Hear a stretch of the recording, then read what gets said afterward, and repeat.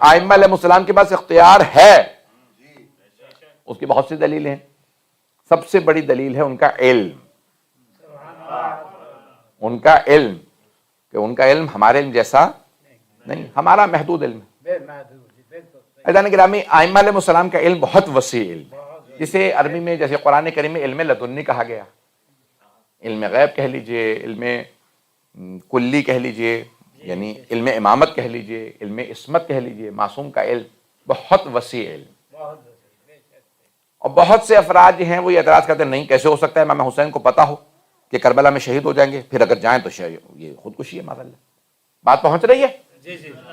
یہ مثال کے طور پہ کسی امام کو پتا ہو کہ بھی میرے یہ اس کھانے میں زہر ہے، تو وہ اگر کھائیں اس کا مطلب ہے معاذ اللہ خودکشی ہے. نہیں، یہ خودکشی نہیں. اصول کافی کا پورا باب ہے ائمہ علیہ السلام کی موت اختیاری ہے. وہ اپنے علم امامت کی وجہ سے سب کچھ جانتے ہیں کیا ہونے والا. یہ اب سے تقریباً 70 برس پہلے بہت بڑا اختلاف ہوا. اصفہان سے ایک آدمی نے کتاب لکھی شہید جاوید کے نام سے، اور اس نے کتاب لکھی، ایرانی نے فارسی میں کتاب شہید جاوید، اور اس میں کہا کہ امام حسین علیہ السلام کو نہیں پتا تھا جب وہ کربلا جا رہے تھے کہ وہ شہید ہوں گے. تو پورے شیعہ دنیا کے اندر ہلچل مچ گئی. تو آغا برجردی صاحب، ان کی مرجعیت تھی، انہوں نے کچھ علماء کو مامور کیا کہ ان کا جواب لکھو، کیونکہ شیعہ عقیدہ یہ ہے کہ امام حسین علیہ السلام پورا علم رکھتے ہیں. اور یہ نہیں ہے کہ صرف علم رکھتے ہیں، بلکہ آپ سب کو بتاتے ہوئے کربلا جا رہے ہیں. مدینے سے چلے تو آپ نے کہا بھی میرے ساتھ صرف وہ آئے جو شہادت کے لیے آمادہ ہو. میری آواز سب کو آ رہی ہے؟ بات کہ جو شہادت چاہتا بس وہ آئے، کیونکہ جو میرے ساتھ جائے گا مردوں میں کوئی نہیں بچے گا سوائے علی ابن حسین، یعنی امام سجاد علیہ السلام. آپ نے بار بار بتایا کہ سوائے مولا سجاد کے کوئی نہیں بچے گا. تو اب کتاب لکھی اس نے، بہرحال ایک بہت بڑا ایک جو ہے وہ، کچھ لوگ آپ کو پتا ہے کچھ لوگ اس کا ساتھ دینے لگے، کچھ لوگ مخالفت کرنے لگے. کبھی کیا اس وقت بڑے بڑے علماء نے کتابیں لکھی، اور شہید آگاہ مرحوم آغا صافی گل پاکانی نے، جو اس وقت 102 برس کے، 70 برس پہلے انہوں نے کتاب لکھی، اب وہ 102 سال کے ہیں، تو ان کی 270 سے زیادہ کتابیں ہیں. اسی طرح سے مرحوم آیت اللہ سید محمد مہدی مرتضوی لنگرودی جو لندن میں آئے تھے، انہوں نے کتابیں لکھی. سب نے ثابت کیا قرآن اور حدیث کی روشنی میں کہ امام حسین علیہ السلام جانتے تھے جب کربلا جا رہے تھے کہ میں وہاں شہید ہوں. وہ کہتے ہیں اگر نہ جانتے ہوں تو مسئلہ ہے، جاننے میں مسئلہ نہیں ہے. پتہ نہیں بات پہنچ رہی ہے نہیں پہنچ رہی؟ بھائی بہت سے لوگ کہتے ہیں بھائی جانتے ہیں تو مسئلہ نہیں، جانتے ہیں تو مسئلہ نہیں ہے، نہیں جانتے تو مسئلہ. حجت خدا کیسے جو جانتا ہی نہ ہو. میں قرآن کی آیت پیش کر رہا ہوں، قُلْ اعْمَلُوا وَسَيَرَى اللَّهُ عَمَلَكُمْ وَرَسُولُهُ وَالْمُؤْمِنُونَ. اے میرے حبیب کہہ دیجئے تم عمل کرو، تمہارے عمل کو اللہ بھی دیکھ رہا ہے، اس کا رسول بھی دیکھ رہا ہے، اور مومن بھی دیکھ رہے ہیں. توجہ بھئی، سورہ توبہ کی آیت ہے، آیت نمبر 105.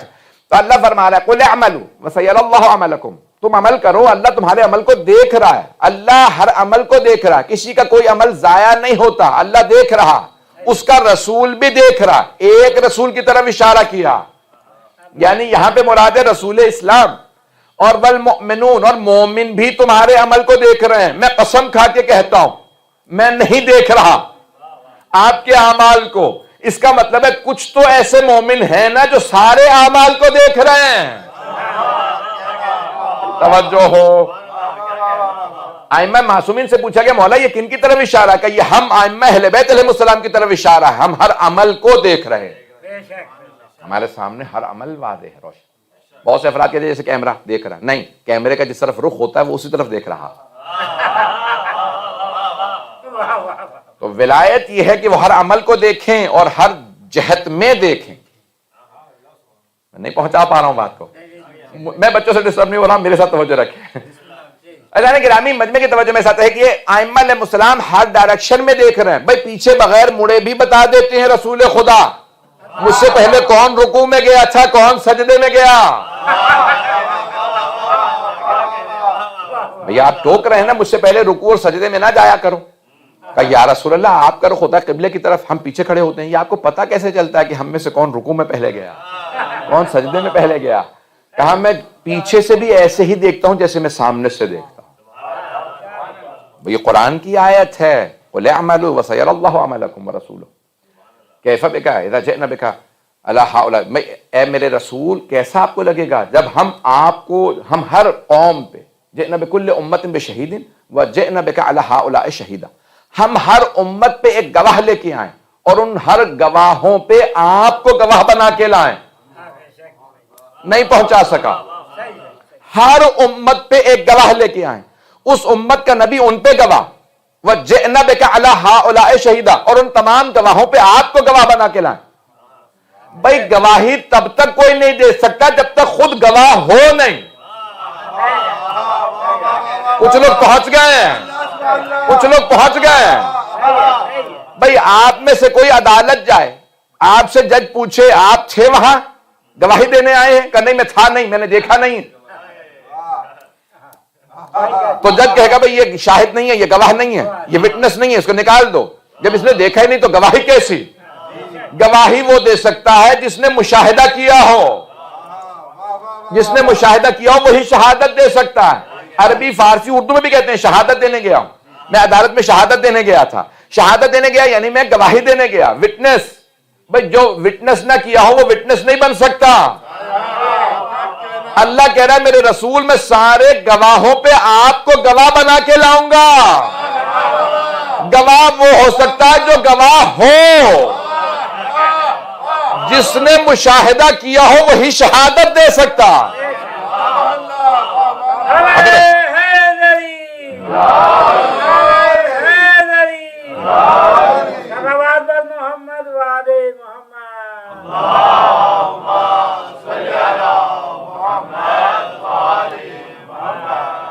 توجہ فرما رہے ہیں جانے کے لیے. رسول خدا سارے گواہوں پہ گواہ. جانے کے نامی اب رسول خدا کی امت میں بھی کوئی گواہ تلاش کیجیے کہ جو پیغمبر اسلام کے بعد بھی گواہ ہو. توجہ، والمؤمنون، اور اس امت کے کچھ ایسے مومن ہیں جو سب پہ گواہ ہیں. تو تلاش کریں نا کوئی تو رسول جیسا ہے جو گواہ ہو.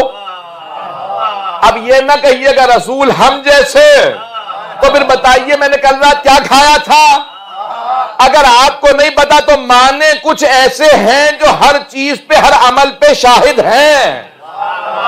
وہی حجت خدا ہے، وہی ولایت مطلقہ کے مالک ہیں.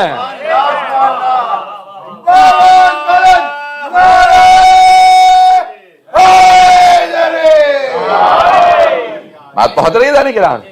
وہ ولایت مطلقہ کا جو مالک ہوتا ہے وہی گواہ ہوتا ہے جو دیکھ سکے. ایک اور واقعہ میں بہت پڑھ چکا ہوں، اس کو سن لیجئے گا دوبارہ. کہ جناب سرور کائنات کے کچھ صحابہ آ رہے تھے رسول خدا کے پاس. وہ جناب امین نے روک دیا، رک جاؤ ابھی، رسول خدا پہ وحی آ رہی. پھر آپ نے کچھ دیکھا، کہا اب جا سکتے ہو. وہی مکمل ہو گئے. وہ صحابہ آئے، کہا یا رسول اللہ ہم آپ کے پاس آنا چاہ رہے تھے. علی بن ابی طالب نے روک دیا اور کہا کہ رک جاؤ وحی آ رہی.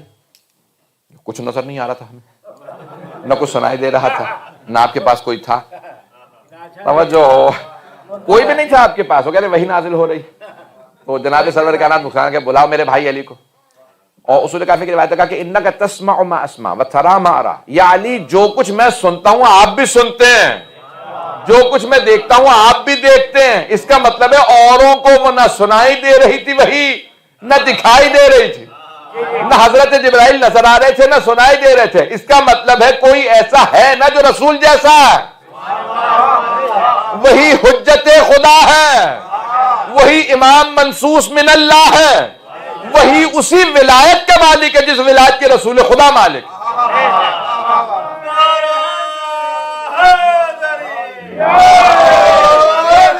توجہ فرمائی جانے کہ رسول خدا کے پاس جو ولایت ہے وہی علی مرتضیٰ کے پاس ہے، وہی حسن مجتبیٰ کے پاس ہے، وہی حسین ابن علی کے پاس ہے علیہ الصلوۃ والسلام. حضرات گرامی یہ ولایت کا معاملہ ہے، اس میں سمجھوتا نہیں کیا جا سکتا کہ ہم تبرکن تیمنن کہہ دیں کہ بھئی ایسا آدمی ہوگا اس کے پاس ہوگی. ایک بہت بڑے عالم دین تھے، مرحوم ہو گئے، اہل سنت تھے، سنی سے شیعہ ہوئے تھے. کہنے لگے یا علی آپ کی ویسے قسمت، ماننے پہ آتے ہیں تو ہر طرح کے پیر فقیر کو مان لیتے ہیں. بازار میں بیٹھا ہے، لباس بھی پورا نہیں ہے، بیٹھا بتا رہا ہے میں سارے قسمت کے حالات بتا دوں گا، ہر آدمی بیٹھا پوچھ رہا بتا. اور کہا نہیں ماننے پہ آتے تو آپ جیسے ولی کو نہیں مانتے.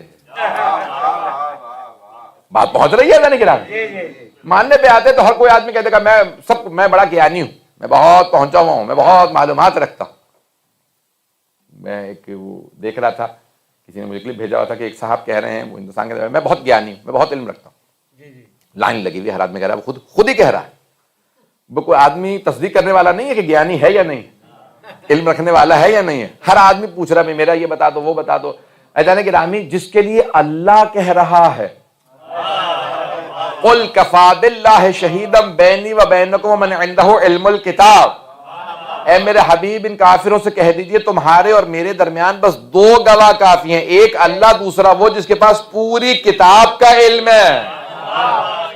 تو میں نے آپ کو یہ بحث شروع کی تھی کہ ولایت کے لیے پہلی دلیل یہ ہے علم۔ موضوع یاد ہے میرا کہ علم پہلی دلیل ہے کہ یہ ولایت کیسے، ان کے علم کی وجہ سے۔ ان کا علم عام علم نہیں، ان کا علم بڑا مخصوص ہے، ان کا علم خاص ہے۔ کبھی ایسا نہیں ہوا کسی نے ہمارے کسی امام سے سوال کیا تو امام نے کہا میں کل بتاؤں گا، پوچھ کے بتاؤں گا، دیکھ کے بتاؤں گا، کسی بی بی ہی سے پوچھ لوں گا۔ تبھی لوگ ہیں یا نہیں؟ بھئی جس زبان میں سوال ہوا امام نے اسی زبان میں جواب دیا، جس کتاب سے سوال ہوا اسی کتاب سے جواب دیا، جس رفتار سے سوال ہوا اسی رفتار میں جواب دیا، جس جگہ سوال ہوا اسی جگہ جواب دیا۔ یہ نہیں کہا کل بتاؤں گا۔ توجہ، امام علیہ السلام سے کسی نے سوال اعتراض کیا کہ یا علی کیا بات ہے، آپ سوچتے کیوں نہیں ہیں؟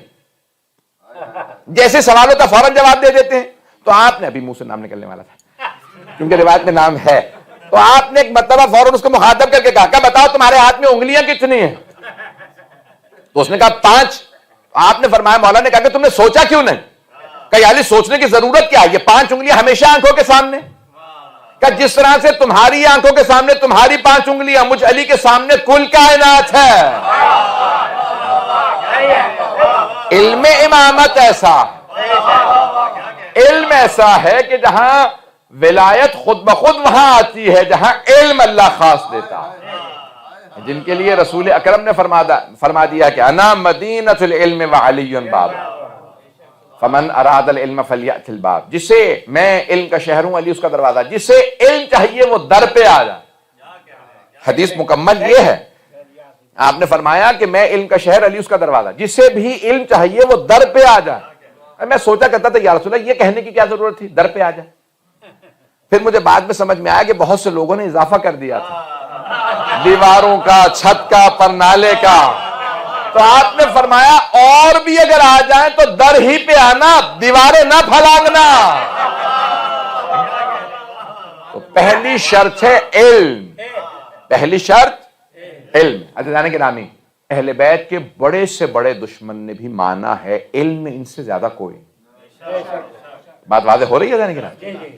میں صرف ایک نوجوانوں کے لیے خاص طور سے یہ پیش کر دوں، اس کو بھی میں نے پیش کیا کسی مقام پہ، کہ خوارج 10 جمع ہوئے کوکب دنیا میں موجود ہے، اور ایک ہی سوال جناب امیر سے کہا کہ ہم 10 دفعہ کریں گے اور ہر دفعہ نئی دلیل مانیں۔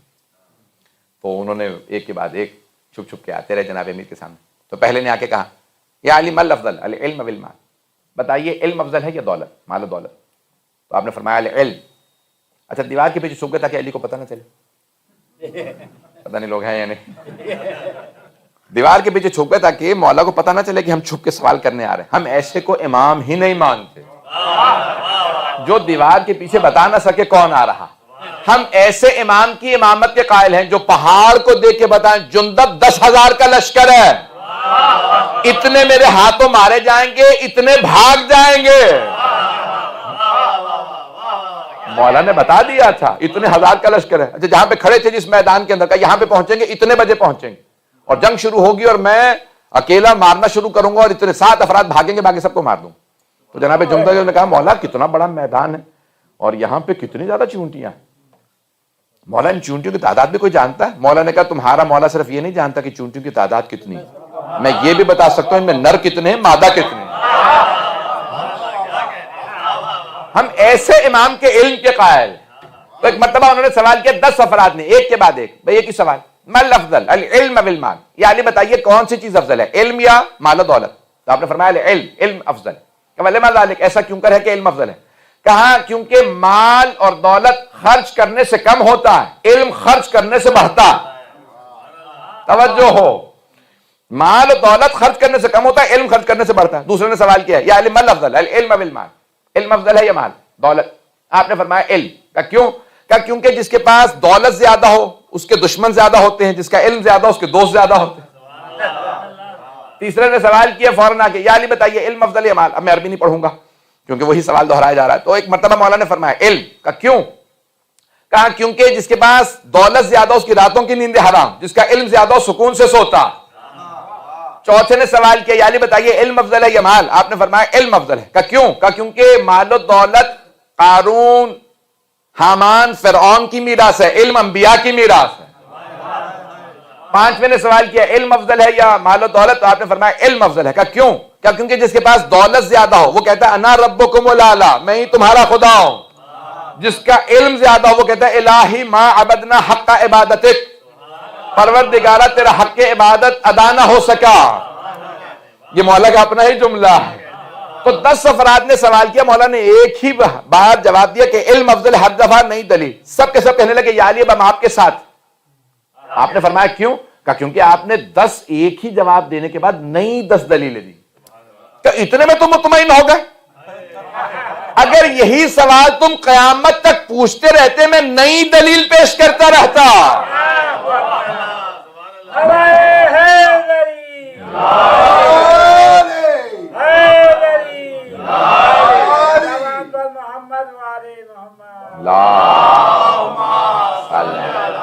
محمد ہر دفعہ میں نئی دلیل پیش کرتا۔ تو میں نے کہا تھا، عرض کیا تھا کہ ولایت کے لیے پہلی شرط ہے علم، پہلی شرط ہے علم۔ یہ ولایت اللہ اسے دیتا ہے جس کا علم اتنا وسیع ہو کہ وہ جو فیصلہ کرے اس کے اندر اس فیصلے میں خطا کی گنجائش نہ ہو، جس کا علم ہی محدود ہو۔ جس کا علم محدود ہوگا وہ کبھی کہے گا یہ فیصلہ یوں ہے، کبھی کہے گا یہ فیصلہ یوں ہے۔ یہ فیصلوں کا بدلنا علم کی کمی کی علامت ہے، فیصلوں کا مستقل رہنا علم کی کثرت کی علامت ہے۔ کہ ولی کے لیے اس کا علم بہت وسیع ہونا چاہیے۔ اور کتنا وسیع ہونا چاہیے؟ جملہ پیش کر رہا ہوں، سارا مجمع میرے ساتھ اس کو پیش، کہ اللہ فرما رہا ہے قرآن کریم کے اندر کہ کوئی نہیں جانتا، لا یعلم تاویلہ الا اللہ والراسخون فی العلم، قرآن کی تعویل کو کوئی نہیں جانتا سوائے اللہ کے اور ان کے کہ جو علم میں اترے ہوئے ہیں۔ ترجمے کی ضرورت ہے مجھے؟ وضاحت کی ضرورت ہے؟ یہ نہیں اللہ نے فرمایا جن میں علم اترا ہوا۔ اب یہ دیکھیں جو یہاں پہ ادیب بیٹھے ہیں وہ تو پہنچ گئے ہیں۔ یہ فرمایا راسخون فی العلم، جو علم میں اترے ہوئے ہیں۔ میں سوچ رہا تھا میں آگے بڑھ جاؤں گا، یہ چند افراد کا پہنچنا میرے لیے کافی نہیں ہوتا۔ اجانے گرانے مثال کے طور پہ ایک گلاس رکھا، میرے کیپیسٹی ہے، میں مثال کے طور پہ 2 گلاس پی لوں گا، 4 گلاس پی لوں گا، 2 4 6 گلاس کے بعد میری کیپیسٹی ختم ہو جائے گی، زیادہ نہیں پی سکتا۔ وہاں سے گئے لوگ بھائی ایک آدمی جو ہے زیادہ لمبا چوڑا ہوگا، اس کی زیادہ طاقت ہوگی، وہ کہے گا میں 2 جگ پی سکتا ہوں، 2-3 لیٹر 4 لیٹر، اس سے زیادہ تو کوئی نہیں پی سکتا۔ توجہ ہو، اب یہ پانی مجھ میں اتر رہا، توجہ، یہ پانی مجھ میں اتر رہا، ایک مرتبہ میں پانی میں اترا ہوا ہوں، اب نہیں پتا پانی کی مقدار کیا، یہ پتا مولانا پانی میں اترے ہوئے، تالاب بھی ہو سکتا ہے، دریا بھی، سمندر بھی، اب حدود نہیں معلوم کیونکہ پانی میں ہوں، پانی مجھ میں نہیں ہے۔ اللہ نے یہ نہیں فرمایا جن میں علم اترا ہوا ہے، بھائی ہم سیکھ رہے ہیں، ہم میں علم اتر رہا ہے، کچھ علم میں اترے ہوئے ہیں، اب جتنا علم ہے وہ علم میں اترے ہوئے ہیں۔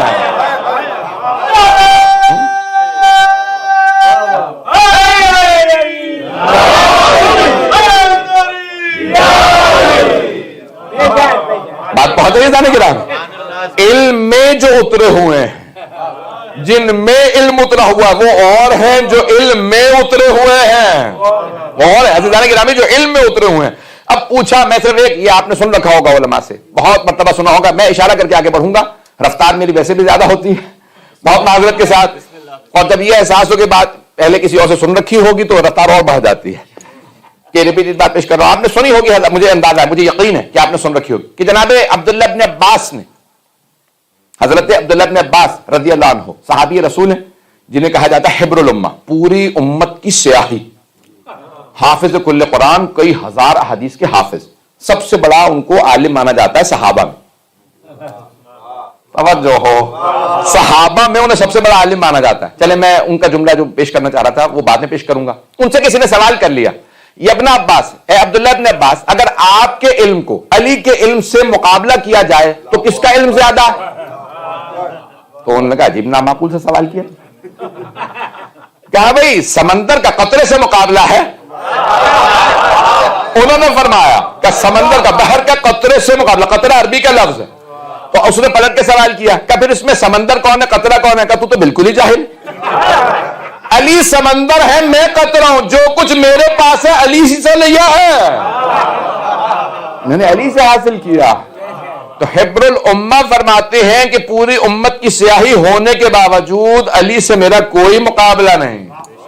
سب سے قابل ہوتے ہوئے فرماتے ہیں سب کچھ حاصل کیا تو علی ابن ابی طالب سے حاصل کیا. انہوں نے ایک مرتبہ جناب امیر سے کہا, مولا محراب میں نماز پڑھا رہے تھے, جیسے عشاء کی نماز پڑھائی, کہا مولا اگر فاتحہ کی تفسیر بیان کر دیتے. مولا نے وہیں پہ اپنی ابا کو سمیٹا اور وہیں پہ تشریف فرما. جو میں نے کہا تھا کہ بات سن رکھی ہوگی وہ یہ ہے. مولا تشریف فرما ہو گیا, کہا سنو اور جتنا سن سکتے ہو یاد کر سکتے ہو یاد کر لو. ان کا حافظہ بہت فوق العادت ہے, یعنی ایکسٹراڈنری حافظہ, میموری ان کی جینیس.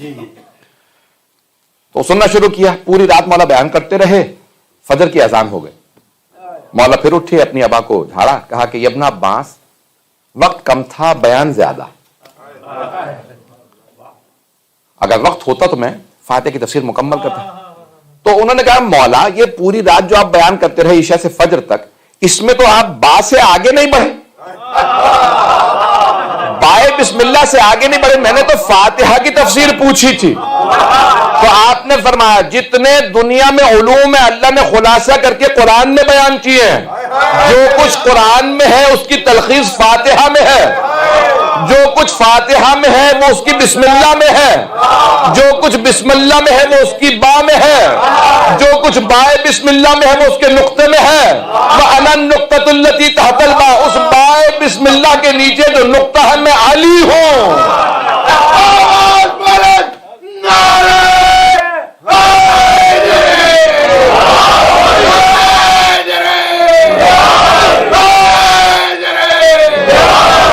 اور فرمایا جانے گرامی, بعض افراد نے ایک اعتراض کیا, بھئی اس زمانے میں ابتدائی اسلام میں تو قرآن میں نقطے بھی نہیں تھے, اعراب بھی نہیں تھے. تو مرحوم جن کا آج انتقال ہوا تو حسن علی, انہوں نے اپنی کتاب میں جواب دیا, فرماتے ہیں ہاں نہیں تھے, علی ہی نے نقطے لگائے تھے. اعراب بھی مولا نے لگوائے تھے. جس نے نقطے لگائے اسے پتا ہے نقطے کی اہمیت کیا ہے. انہوں نے بتایا بائے بسم اللہ کے نیچے جو نقطہ ہے وہ میں ہوں. علم ایک نقطہ, دوسری حدیث میں مولا فرماتے ہیں علم نقطہ تھا, اسے پھیلا کے لوگوں نے بڑھا دیا, سمیٹو تو سارے علوم نقطہ ہی بنتے. یعنی مولا نے اپنی ہی طرف اشارہ کیا. جانے کی رامی, تو پہلی شرط ہے علم. اگر پہنچ گئے حضرات, پہلی شرط علم ہے. میں نے جو کل بھی پیش کیا تھا, دوبارہ اشارہ کر کے آگے بڑھ رہا ہوں. تو علم نہ ہو تو ولایت نہیں ملتی, علم نہ ہو تو ولایت نہیں ملتی. اور اگر کوئی خود ہی کہہ دے نہ کہلوائیے, کوئی حفاظت کرتا ہوا مدینوں کی گلیوں سے کسی کی گفتگو سنے کہ کوئی ماں بیٹی سے کہہ رہی ہے دودھ میں پانی ملا دے, تو اچانک کوئی دیوار بھڑان کے آئے اور کہے کہ میں نے سن لیا, تم دیوار یہ بھی میں نے دیکھ لیا کہ تم پانی ملانے والے تھے اس دودھ کے اندر, یہ اجازت نہیں ہے, رسول خدا نے منع کیا تھا, میں سزا دوں گا. تو وہاں پہ جو بچی تھی اس نے کہا کہ ہم نے تو ایک گناہ کیا تھا, میری ماں ایک گناہ کرنے والی تھی, تم تو 3 گناہ کر کے آئے ہو. تین گنا کیسے کیے؟ کہ قرآن نے فَأْتُوا الْبُيُوتَ مِنْ أَبْوَابِهَا، قرآن کی آیت ہے، گھروں میں آؤ دروازوں سے، دیواروں سے نہیں۔ آپ دیوار پھلان کے آئے ہیں۔ کہ قرآن کہتے ہیں وَلَا تَجَسَّسُوا، جاسوسی نہ کرو۔ آپ کو کیسے پتا میری ماں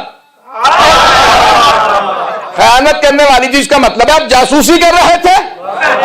اور قرآن کہتا ہے سورہ حجرات کے اندر وَلَا، یعنی زن، بدگمانی نہ کرو۔ بدگمانی کرو گے تو تمہارے دل کے اندر کیڑا پیدا ہوگا، برائی آئے گی، دل سیاہ ہو جائے گا۔ ان بعض الظن اثم، بعض بدگمانیاں گناہ ہیں، تم نے بدگمانی بھی کی ہے، جاسوسی بھی کی، دیوار بھی پھلانگی، تین گناہ ہو گئے۔ تو ایک مرتبہ فرمانے لگے اے کاش میرے پاس اتنا ہی علم ہوتا جتنا اس بچی کے پاس ہے۔